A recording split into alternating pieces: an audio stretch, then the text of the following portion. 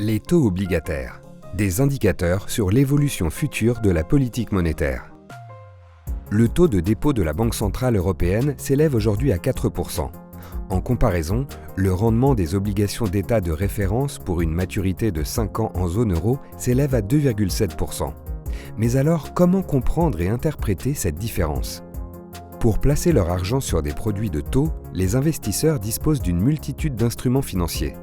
Parmi ces instruments, on distingue généralement les produits monétaires des obligations. Les taux sur les produits monétaires en zone euro dépendent étroitement de la politique monétaire menée par la Banque centrale européenne. Celle-ci fixe les taux auxquels les banques commerciales peuvent venir emprunter ou placer au jour le jour, suivant leurs besoins de liquidité.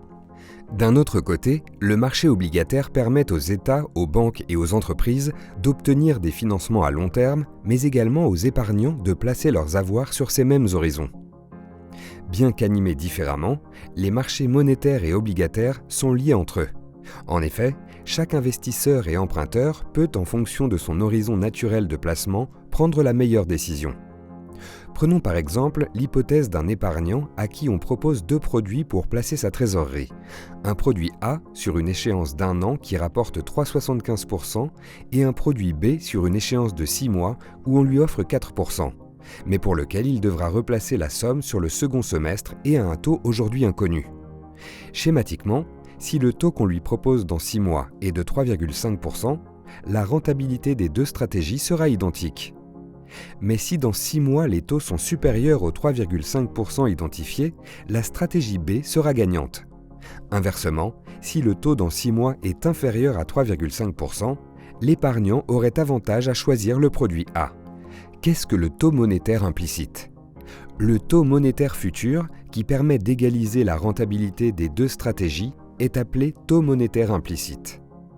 En reproduisant ces calculs sur toutes les échéances des obligations du marché, on fait apparaître ainsi une succession de taux monétaires implicites pour chacune des dates futures.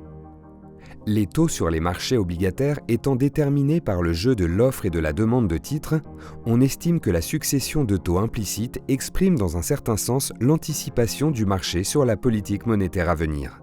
Essayons d'appliquer ce raisonnement aux conditions de marché actuelles. À 1 mois, le taux de rémunération des dépôts est de 3,7%.